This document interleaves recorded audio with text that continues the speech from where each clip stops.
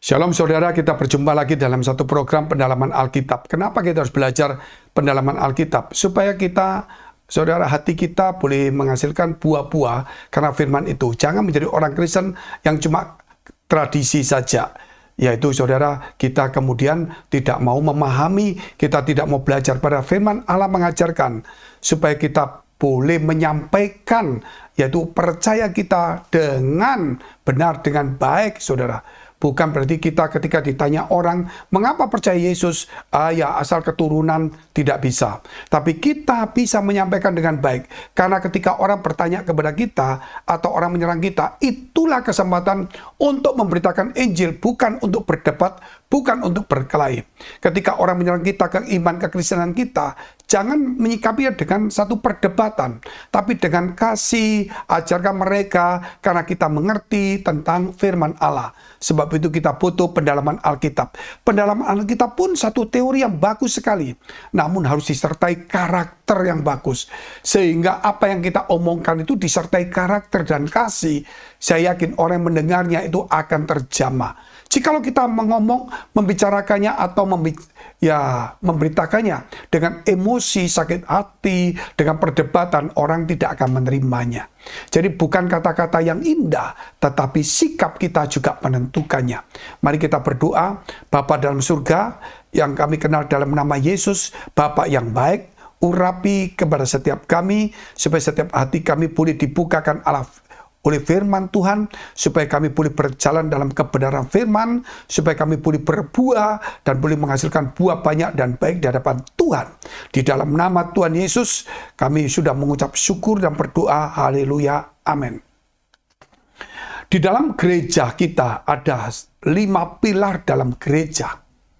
Yaitu pertama, back to Jesus teaching, kembali kepada ajaran Yesus. Kedua, mega project karakter Kristus, yaitu kita harus mengadopsi karakter Kristus, bukan mega church, walaupun itu mungkin ada 1-2, itu akibat saja, bukan utama. Yang utama adalah mega project karakter Kristus, nanti menghasilkan yang lain itu urusan belakang. Kenapa kita harus ada karakter Kristus? Karena, saudara, kita telah diadopsi oleh Allah menjadi anak-anak Allah. Oleh darah Yesus Kristus, oleh iman kita percaya kepada Yesus, kita telah diadopsi menjadi anak-anak Allah.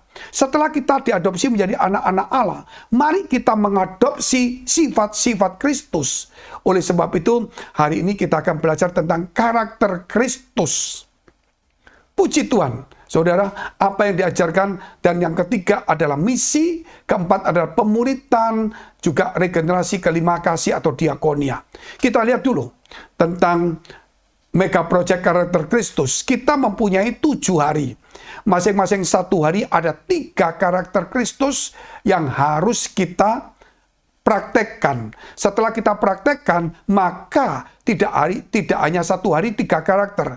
Kalau kita sudah bisa mempraktekkan setiap hari selama 7 hari dengan bagus, maka setiap hari kita harus mempraktekkan 21 karakter Yesus. Dan itu masih ada tambah lagi. Kita punya 3 seri. Saudara, 3 seri, yaitu setiap Senin 3 karakter Kristus, Selasa 3 karakter Kristus, sampai Minggu 3 karakter Kristus. Itu sehingga totalnya 21 karakter. Sekarang kita akan belajar tentang salah satu karakter, yaitu seri 1 hari Selasa, yaitu tentang belas kasihan. Kita lihat dulu arti belas kasihan. Matius 9 ayat 36. Melihat orang banyak itu, tergeraklah hati Yesus oleh belas kasihan kepada mereka, karena mereka lelah dan terlantar seperti domba yang tidak bergembala.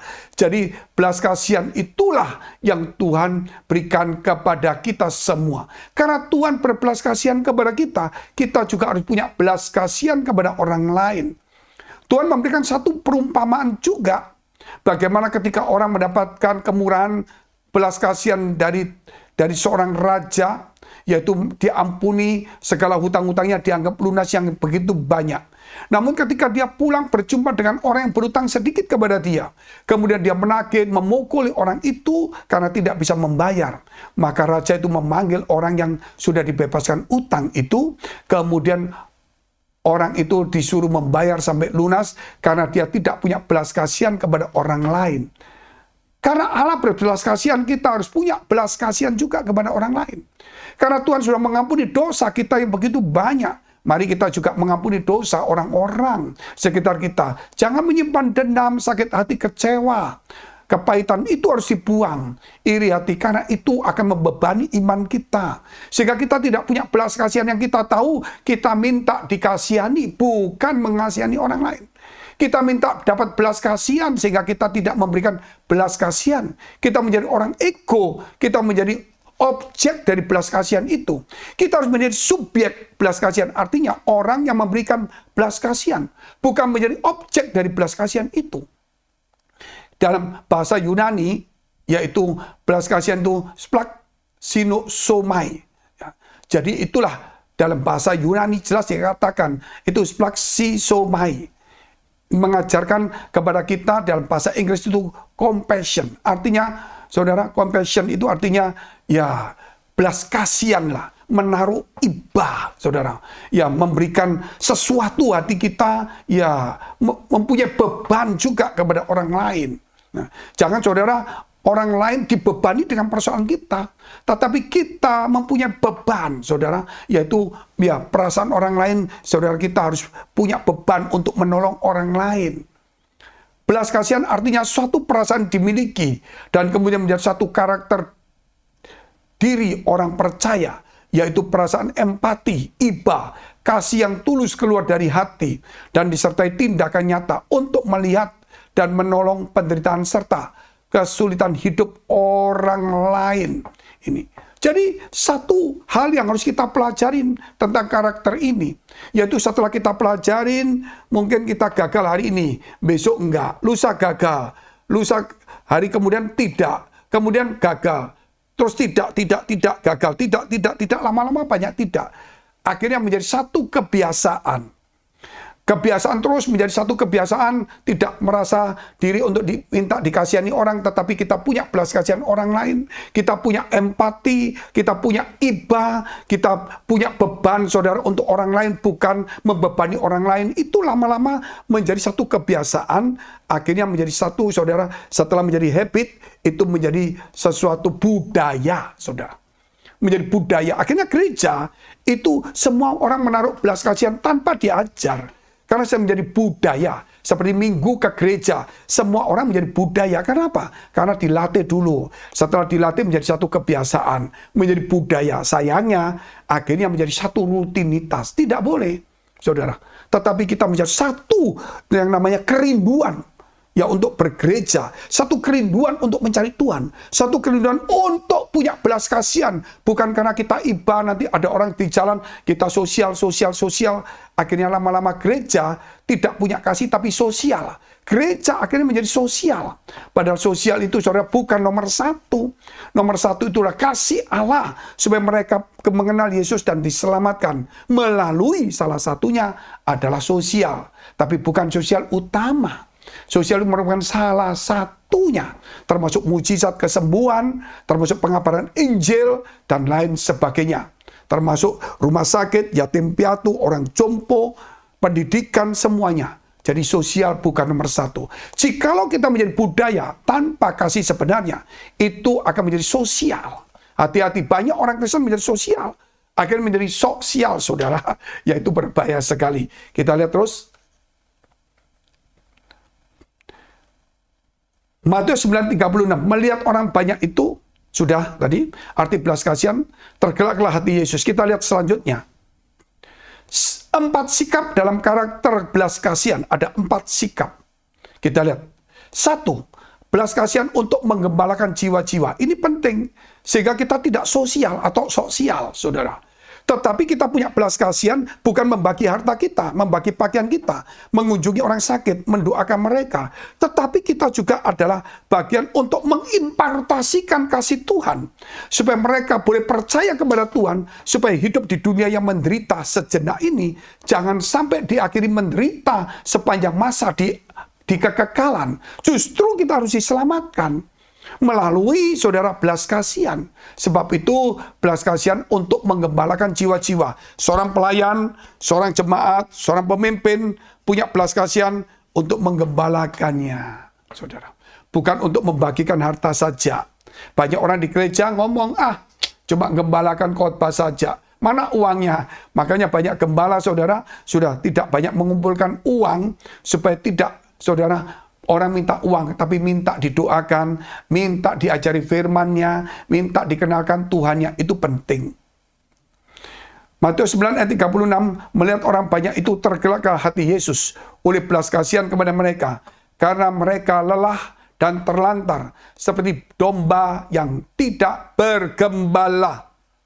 Kalau kita digembalakan, saudara, ada ketenangan, ada kekuatan, saudara, ada harapan, ada masa depan, ada makanan rohani, sehingga iman kita timbul, sehingga kita mulai bisa berdoa, dan Tuhan menjawab doa kita. Kita lihat terus. 2, belas kasihan untuk menolong kebutuhan orang lain. Ini yang dikatakan sosial. Markus 8 ayat 2 sampai dengan 3. Hatiku tergerak oleh belas kasihan kepada orang banyak ini. Sudah 3 hari mereka mengikuti aku, dan mereka tidak mempunyai makanan. Dan jika mereka kusuruh pulang ke rumahnya dengan lapar, mereka akan rebah di jalan, sebab ada yang datang dari jauh. Nah, saudara, ini kalau kita melihat ada belas kasihan Tuhan, karena mereka tidak makan untuk kebutuhan mereka. Ya, mempunyai beban, bukan menjadi beban.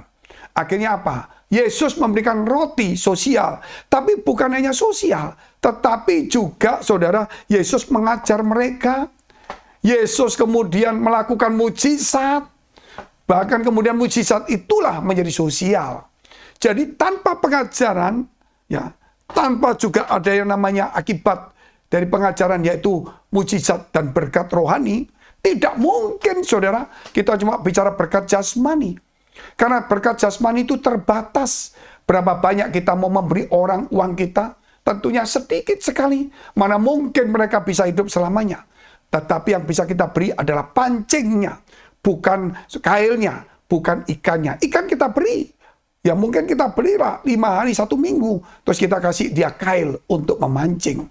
Kail itulah iman kepada Yesus Kristus. Ikan itulah bicara tentang kebutuhan hidup sedikit saja. Kita tidak bisa banyak. Amsal 14 ayat 21. Siapa yang menghina sesamanya berbuat dosa. Tetapi berbahagialah orang yang menaruh belas kasihan kepada orang yang menderita. Ayo kita punya belas kasihan. Selain menggembalakan dalam pelayanan, kita juga membagikan sebagian, tentunya disertai dengan pengajaran, tentunya juga di dalam doa, dan kemudian kita juga membagikan apa yang kita punya. Kita lihat yang ketiga. Belas kasihan untuk menerima orang yang bertobat dari kesalahan.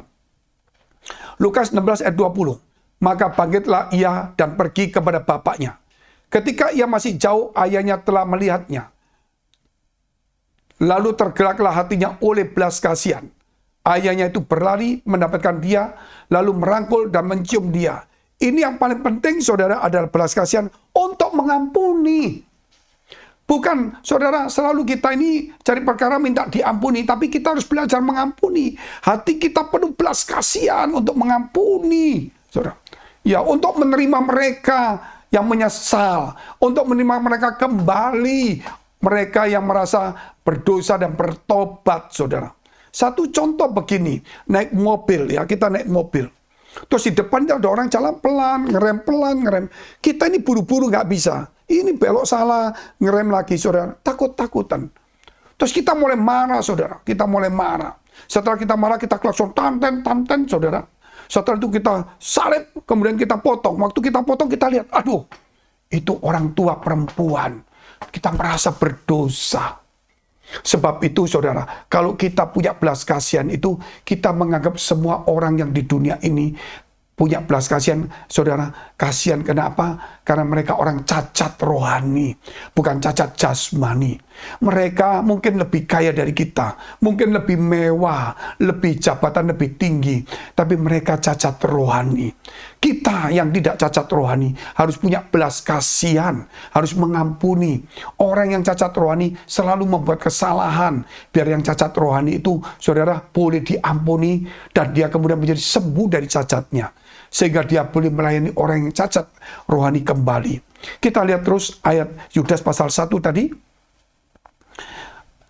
Tunjukkanlah belas kasihan kepada mereka yang ragu-ragu, Selamatkanlah mereka dengan jalan merampas mereka dari api.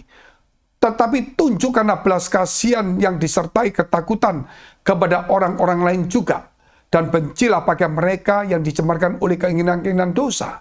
Jadi belas kasihan itu untuk menyelamatkan mereka dari cacat rohani, yaitu mereka tidak punya iman atau iman mereka mati, atau iman mereka tidak sehat. Mari saudara kita bangkitkan iman kita. Kita lihat yang keempatnya. Belas kasihan dalam ibadah. Matius 9 ayat 13. Jadi pergilah dan pelajarilah arti firman ini. Yang ku kehendaki ialah belas kasihan dan bukan persembahan. Karena aku datang bukan memanggil orang benar, melainkan orang berdosa. Jadi yang di gereja itu sebagai jemaat bukan cuman saudara ya memberikan persembahan, datang seenaknya, bukan saudara. Tetapi datang itu punya empati, punya belas kasihan. Kenapa saudara? Karena Tuhan datang bukan kepada orang benar, kepada orang yang berdosa. Hanya dokter itu bukan mencari orang sehat, tapi orang sakit. Sehingga waktu kita di gereja, kita sadar, kita mendapatkan belas kasihan Tuhan. Sehingga kita ini dianggap saja orang yang membutuhkan Tuhan. Sebab itu jangan lagi saudara kita hanya pamer dengan persembahan, dengan tata cara ibadah kita. Namun hati kita penuh empati iba. Saudara, untuk melayani satu dengan yang lainnya, untuk menguatkan, untuk mengampuni, untuk berbagi, untuk menguatkan iman. Itulah namanya belas kasihan dalam ibadah. Matius 23 ayat 23. Celakalah kamu, hai ahli-ahli Taurat dan orang-orang Farisi. Hai kamu orang-orang munafik. Sebab persepuluhan dari selasi, adas manis dan jintan kamu bayar. Tetapi yang terpenting dalam hukum Taurat kamu abaikan, yaitu keadilan dan belas kasihan dan kesetiaan. Yang satu harus dilakukan dan yang lain jangan diabaikan. Saudara lihat itu, ada 3, belas kasihan, kesetiaan, keadilan. Berarti kita tahu bahwa kekristenan itu membutuhkan karakter Kristus. Oleh sebab itu saudara, saya di gereja itu ada mega project karakter Kristus, itu pilar kedua. Diambil dari mana? Pilar 1, ajaran Yesus. Oleh sebab itu, setiap orang yang telah diadopsi Tuhan menjadi anak Allah harus mengadopsi sifat Kristus. Sehingga kita punya 21 karakter Kristus yang harus diajarkan kepada jemaat. Nah ini salah satunya, saudara lihat ini. Karakter Kristus seri 1. Ada namanya belas kasihan. Belas kasihan. Hari Selasa tentunya saudara-saudara satu ada yang namanya belas kasihan, ada namanya murah hati, dan sebagainya. Setiap hari ada 3 yang dilatih, tapi kalau sudah terlatih, setiap hari 21 karakter harus terlatih. Jadi kita juga ada seri kedua, karakter Tuhan. Karakter Tuhan. Ada juga seri ketiga. Seri ketiga ini. Seri ketiga, karakter Yesus. Karakter Yesus. Jadi kita mengajarkan ke jemaat dan semua pekerja semua, yaitu kembali ajaran Yesus dan karakter Kristus. Kita ada PA seperti itu. Supaya kita berbuah dan menjadi serupa dengan Yesus. Karena Yesus katakan supaya kita menjadi serupa. Firman-Nya mengatakan, saudara, supaya kita menjadi serupa dengan Dia. Itu Roma pasal 8, ya ayat 29 dan seterusnya. Kita lihat dulu selanjutnya. Berkat rohani bagi orang yang memiliki karakter belas kasihan. Yaitu saudara berkat rohani apa? Memiutangi Tuhan. Amsal 19 ayat 17. Siapa yang menaruh belas kasihan kepada orang lemah, memiutangi Tuhan yang akan membalaskan perbuatannya itu. Jadi Tuhan akan membalas kebaikan kita, saudara. Sehingga ayat mengatakan siapa yang punya belas kasihan kepada orang lemah, memiutangi Tuhan.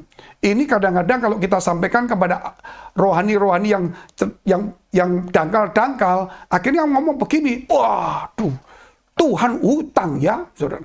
Itu otaknya, saudara, itu penuh dengan utang piutang dunia. Sehingga dia selalu kalau orang ngomong utang itu, saudara, berarti dunia. Jadi kamu utangi aku bayar. Kamu ngutangi aku bayar. Mereka tidak mengerti arti rohani. Tuhan pernah mengatakan demikian, yaitu kalau kamu waktu di akhir zaman, ya kamu tidak mengunjungi aku waktu aku sakit, kamu tidak mengunjungi waktu aku di penjara, Waktu aku dalam telanjang, kamu tidak memberi pakaian. Waktu aku haus, kamu tidak memberikan minum. Dan seterusnya. Waktu aku lapar, kamu tidak memberi makan. Mereka tanya, kapan Tuhan seperti itu?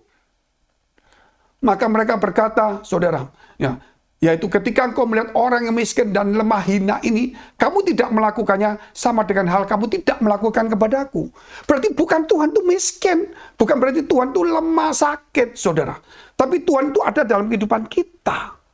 Demikian juga ketika kita menaruh belas kasihan kepada orang miskin lemah, sama dengan memiutangi Tuhan, jangan disamakan dengan hutang piutang dunia. Saudara. Sama dengan kita itu menaruh belas kasihan, saudara, orang itu yang di dalamnya ada Tuhan. Sama dengan kita melakukannya kepada Tuhan. Walaupun Tuhan, saudara, tidak hutang, Tuhan kaya.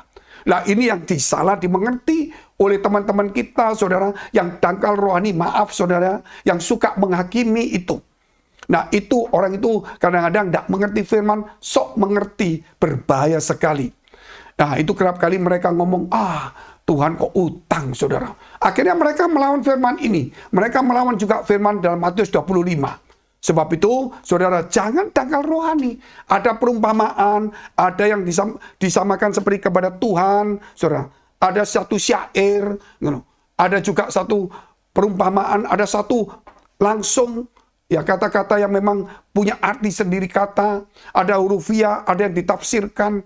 Jangan semua ditafsirkan dengan satu hurufiah. Tetapi harus ada arti-arti tertentu. Untuk teman-teman kita yang dulu suka menghakimi, ya, yang suka mencemarkan nama-nama itu. Karena hal ini, ya bertobatlah, tidak ada yang lain. Kita lihat terus, Amsal 22 ayat 9. Orang yang baik hati akan diberkati, karena ia membagi rezekinya dengan si miskin. Selanjutnya, Tuhan meluputkan dari bahaya. Mazmur 41 ayat 2 dan 3. Berbahagialah orang yang memperhatikan orang lemah.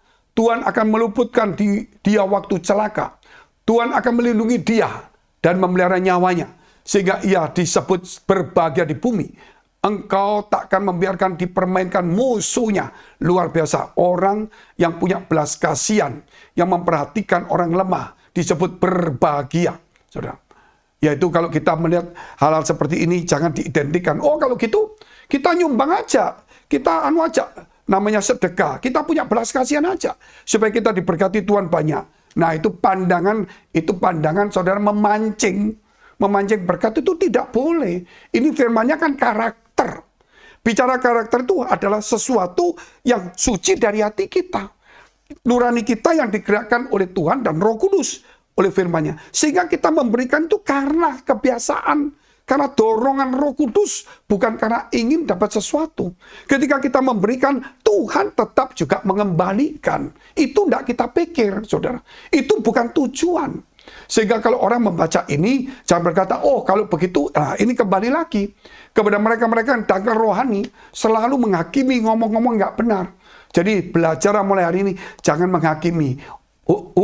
Penghakiman yang kita ukurkan kepada orang lain akan diukurkan kepada kita. Jangan melihat selumbar di mata orang lain, tapi balok di mata sendiri, saudara, harus disingkirkan. Ini saya melihat banyak sekali kejadian. Tetapi saudara, yang penting adalah hati kita. Mari kita nggak ngejar berkat nih. Kita ngejar firman ini. Kita menjadi serupa dengan Yesus. Kita punya karakter Kristus. Kita punya belas kasihan. Kita digerakkan oleh firman dan Roh Kudus. Tetapi bukan digerakkan untuk mendapatkan bagian atau mendapatkan, saudara, ya balasan. Tidak. Kisah 20 ayat 35. Dalam segala sesuatu telah kuberikan contoh kepada kamu, bahwa dengan bekerja demikian kita harus membantu orang-orang yang lemah, dan harus mengingat perkataan Tuhan Yesus. Sebab ia sendiri telah mengatakan, adalah lebih berbahagia memberi daripada menerima. Jadi itu satu kebiasaan, habit, yang digerakkan oleh firman Allah dan Roh Kudus, sehingga kita tidak minta perhatian, minta berkat, saudara, mengejar berkat. Tetapi kita selalu, saudara, kita selalu belajar, saudara, untuk memberi, bukan mencari, bukan menerima, saudara. Mari kita mesti mengubah hidup kita. Janganlah menjadi orang-orang yang di mana-mana kita mengejar, yaitu kita ingin menerima terus, lupa untuk memberi. Firman Allah, saudara, dikatakan kalau kita bisa memberi itu anugerah. Contohnya seorang ibu, dia tidak meminta anaknya, tetapi dia memberi karena kasih. Dia memberi, saudara, dia punya tanggung jawab, dia memberi makanan, dan sebagainya. Demikian juga orang yang percaya Tuhan, saudara, dia akan mempunyai murid, dan dia akan membina orang itu. Melalui apa, saudara? Dia belajar untuk memberi hidupnya. Bagian dari hidupnya, firman Allah, Roh Kudus yang ada di dalamnya, diimpartasikan, diberikan kepada dia. Imannya dibagikan kepada dia, supaya mereka tumbuh di dalam iman. Saudara, itu kita harus memberi, membagikan. Sebab itu firman Tuhan, saudara, kita harus bisa membagikan kepada orang lain. Kita lihat terus. Menang atas penghakiman. Yohanes 2 ayat 13. Sebab penghakiman yang tak berbelas kasihan akan berlaku atas orang yang tidak berbelas kasihan. Tetapi belas kasihan akan menang atas penghakiman. Sebab sebagai orang percaya, kalau kita punya belas kasihan, dikatakan bahwa penghakiman tidak berlaku pada kita. Penghakiman berlaku kepada orang yang tidak berbelas kasihan, saudara. Kepada mereka, tidak ada belas kasihan juga. Tetapi orang yang punya belas kasihan, penghakiman tidak ada. Tapi jangan diartikan, oh kalau gitu aku nggak percaya Yesus, aku punya belas kasihan semua. Tidak bisa. Karena firman ini dasarnya percaya Yesus. Karena kita punya iman pada Yesus, iman kita bukan berbelas kasihan. Iman kita kepada Yesus Kristus. Kemudian iman ini berbuah oleh ajaran Yesus dan oleh dorongan Roh Kudus. Sehingga kita punya belas kasihan. Nah, itu beda, saudara. Tetapi kalau kita berbelas kasihan tanpa iman pada Yesus, nggak bisa. Karena itu namanya, saudara, kita minta balasan lain, saudara. Nggak tulus itu namanya. Banyak orang di gereja, banyak orang yang pelayan Tuhan, itu nggak tulus. Ya, nggak, motivasinya banyak. Kita harus merubah di gereja. Mau kapan lagi gereja berubah kalau nggak mulai dari diri kita? Yesaya 58 ayat 7 dan 8. Supaya engkau memecah-mecah roti bagi orang lapar, dan membawa ke rumahmu orang miskin yang tak punya rumah. Dan apabila engkau melihat orang telanjang, supaya engkau memberi dia pakaian, dan tidak menyembunyikan diri terhadap saudaramu sendiri. Pada waktu itulah terangmu akan merekah seperti fajar, dan lukamu akan pulih dengan segera. Kebenaran menjadi barisan depanmu, dan kemuliaan Tuhan barisan belakangmu. Ada kemuliaan Tuhan. Ketika kita melakukan firman Allah, ketika kita menjadi tangan Tuhan, ketika kita menjadi alat Tuhan, ketika kita menjadi hatinya hati Tuhan, ketika kita melayani seperti Tuhan melayani, maka kemuliaan Tuhan muncul. Sehingga apa, saudara? Persoalan masalah kita yang kita hadapin, Tuhan akan turut campur. Tuhan akan keluar sebagai pemenang. Haleluya, puji Tuhan, saudara. Mungkin saudara, kita bisa merenungkan ini kembali. Jangan ragu-ragu kembali. Jangan mencampur adukkan, yaitu belas kasihan itu tanpa Tuhan. Ya. Tetapi kita harus benar-benar yakin bahwa belas kasihan itu karena ajaran Tuhan, bukan karena ingin mendapatkan balasan. Sehingga kita kembali kepada ajaran Yesus. Dan kita mulai kembali, saudara, kita dicangkokkan atau kita mulai melekat kepada Yesus Kristus. Sehingga firman-Nya boleh kita dapatkan dan bagikan kepada banyak orang. Firman-Nya boleh mengubah hidup kita, sehingga firman tidak dari kata-kata, boleh terpancar melalui perilaku kita. Puji Tuhan. Sampai jumpa. Tuhan Yesus memberkati.